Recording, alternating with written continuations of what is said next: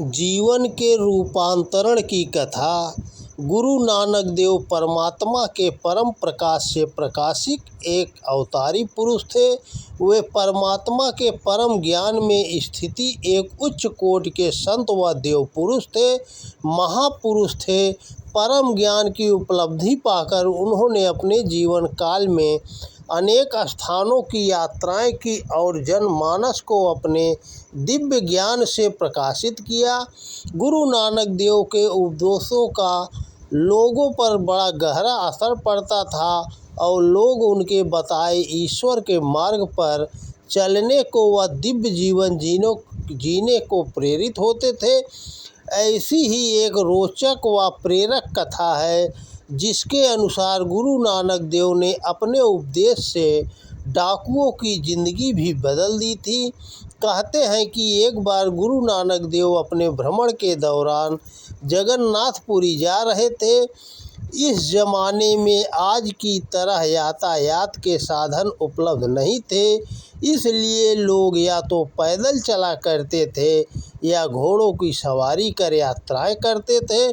गुरु नानक देव को पैदल भ्रमण करना बहुत पसंद था, क्योंकि पैदल चलते हुए ही वे लोगों की ज़िंदगी से रूबरू होते थे और उन्हें पीड़ा से मुक्ति दिलाने के उपाय बताने के साथ साथ दिव्य जीवन, मधुर जीवन, मंगलमय जीवन जीने की प्रेरणा देते थे।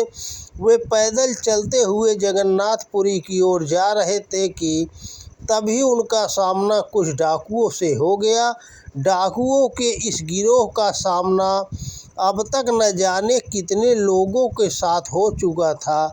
इस गिरोह ने अब तक न जाने कितने लोगों को लूटने के साथ साथ उनकी हत्याएं की थी। पर उस दिन गुरु नानक देव को देखते ही वे सभी अवाक रह गए।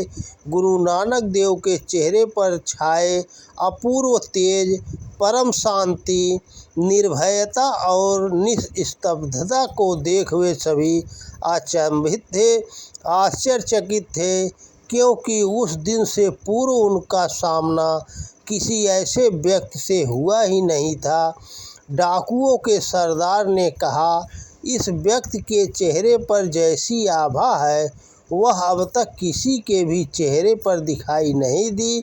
संभवतः यह बहुत मालदार, धनवान व्यक्ति है जिसे लूटकर हम सभी जीवन भर के लिए माला माल हो जाएंगे, धनवान हो जाएंगे।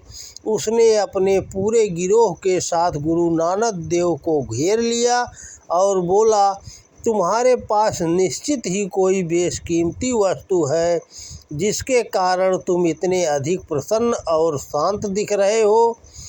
तुम्हारे पास जो भी बेशकीमती वस्तुएं हैं, हीरे, माणिक, सोने, चांदी आदि हैं, वे सभी निकाल कर हमें दे दो, नहीं तो हम अभी तुम्हारी हत्या कर देंगे। डाकू पूरी तरह के साथ आए थे, पर उन्हें देखकर भी गुरु नानक देव बिल्कुल बेखौफ व निर्भय थे। गुरु नानक देव बोले, ठीक है, तुम सभी जो कुछ लेना चाहते हो ले सकते हो, पर मेरी एक आखिरी इच्छा भी है। डाकुओं के सरदार ने कहा, आज तक हमसे किसी ने अंतिम इच्छा का जिक्र नहीं किया, पर तुम हमें औरों से बिल्कुल अलग दिखते हो, इसलिए हम तुम्हारी इच्छा पूर्ण करेंगे। चलो जल्दी बताओ, तुम्हारी क्या इच्छा है। गुरु नानक देव ने मानव मन में के मर्मज्ञ थे, सो उन्होंने कहा, मेरी अंतिम इच्छा यह है कि जब तुम मुझे मार दो तब तुम मेरे शव का अंतिम संस्कार जरूर कर देना, ताकि इस मानव देह का अपमान न हो। इसलिए पहले आग जलाने का प्रबंध कर लो। गुरु नानक देव की इच्छा जानकर पहले तो डाकू चकित हुए, लेकिन फिर उन्होंने सोचा, यह कोई ऐसी मांग नहीं जिसे हम पूरा न कर सके। इसलिए सरदार अपने दो साथियों के साथ लकड़ियाँ लाने के लिए रवाना हुआ। शेष अन्य डाकू गुरु नानक देव को घेरे रहे।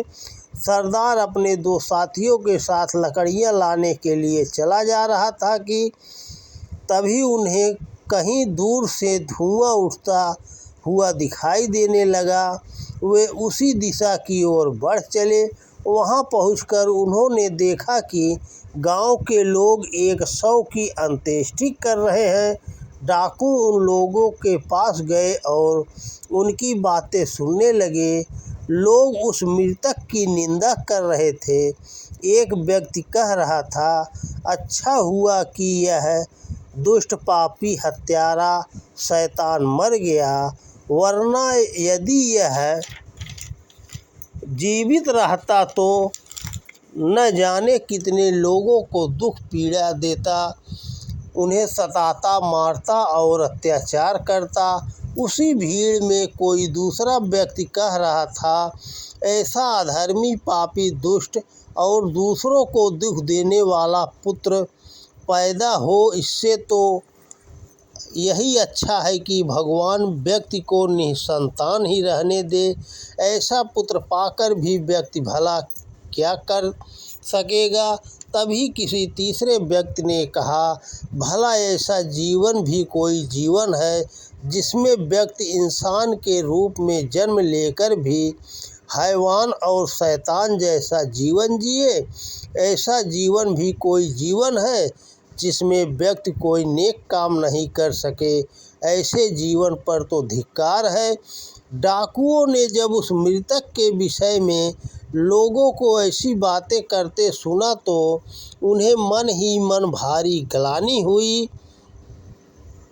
उन्हें लगा कि हमने भी तो अपने जीवन में ऐसे ही कुकृत्य किए हैं जिनके कारण इस मृतक व्यक्ति की निंदा हो रही है। उन्हें अपने किए पर भारी पश्चाताप हुआ। वे वहां से चुपचाप निकल आए और वापस गुरु नानक देव की ओर दौड़ पड़े। वे सोच रहे थे कि वह व्यक्ति जिसने अपनी अंतिम इच्छा के रूप में हमें अग्नि और लकड़ियां लाने को कहा था, वह कोई साधारण व्यक्ति नहीं है, वह निश्चित ही कोई असाधारण व्यक्ति है। तभी तो उसने हमें ऐसा करने के लिए प्रेरित किया जिससे हमें हमारी गलतियों का एहसास हो सके।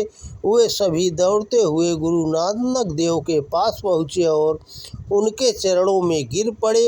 वे सभी गुरु नानक देव के चरणों को पकड़कर बोले, महाराज, आप कोई साधारण व्यक्ति नहीं हैं। आज तक हमने न जाने कितने अधर्म किए हैं, पाप कर्म किए हैं, बुरे कर्म किए हैं, लेकिन अब तक हमें किसी ने भी ऐसा उपदेश नहीं दिया, हमें हमारे बुरे कर्मों का एहसास नहीं कराया जैसा कि आज आपके माध्यम से हमें हुआ है। महाराज, अब आप ही हमें बताइए कि हम क्या करें। गुरु नानक देव बोले, सबसे पहले यह काम छोड़ दो और प्रतिज्ञा करो कि जीवन में कभी चोरी नहीं करोगे और कभी किसी की हत्या नहीं करोगे। गुरु नानक देव आगे बोले, अंतर्यामी परमात्मा हमारे सभी कर्मों को देखता है।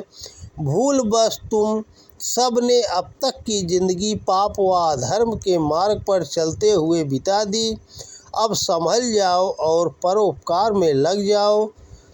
यह मत भूलो कि यह जिंदगी हमेशा नहीं रहेगी और एक दिन तुम्हें हर एक आंसू का हिसाब देना होगा जो तुम्हारी वजह से किसी दुखी इंसान की आंखों से निकले थे। तुम्हें अपने सभी कर्मों का हिसाब एक न एक दिन अवश्य ही देना होगा। पर हाँ, यदि तुम बुरे कर्म छोड़कर भले कर्म, अच्छे कर्म करने लग जाओ, दूसरों का भला करने लग जाओ, परोपकार करने लग जाओ, तब तुम्हारे मन की मलिनता मिट सकती है। बुरे कर्म करने से जो आत्मग्लानि हुई है वह मिट सकती है और आत्म संतोष प्राप्त हो सकता है और तुम्हारी ज़िंदगी बदल सकती है। तुम्हारे जीवन में सुख शांति आ सकती है। गुरु नानक देव से यह उपदेश सुनकर डाकुओं ने बुरे कर्म,